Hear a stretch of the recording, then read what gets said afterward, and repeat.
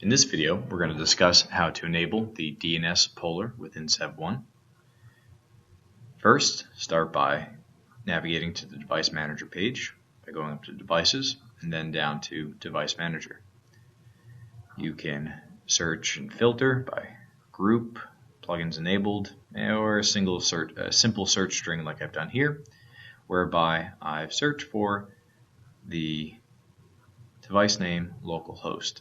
And this is to illustrate an important concept about the DNS poller in the sense that it is not necessarily tied to the device that the poller is enabled on. And what I mean by that is we're not going to be creating a DNS query or test against localhost. You can just logically associate DNS tests to whatever device you'd like. I think that'll be a little bit clearer once we enable the poller. So first start by editing the device and toggling the poller selection to DNS. It's currently disabled for this device, so I will enable it.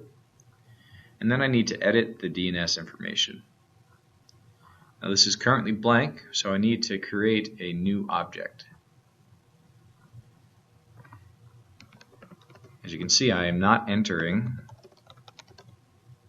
the name localhost here.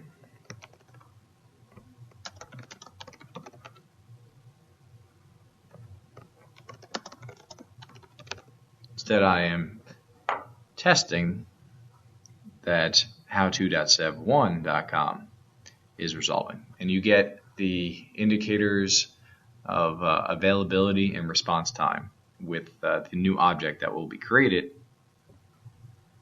with this particular synthetic test. Now I can create as many objects as I'd like, and there's a few strategies you could use for your DNS poller. You can enable it on all the devices where you want to resolve those names, or you can pick any device, maybe localhost for example, the one that's doing self-monitoring, and just tie all the DNS queries that you're going to be running with the SevOne platform and tie them logically to a single device. So there's some flexibility there. I'm just going to simply hit return to edit, and then all you'd have to do is hit save. That'll queue the device for rediscovery. And once that process kicks off, you'll have a new object or objects, depending on how many tests you're running, created using the DNS poller.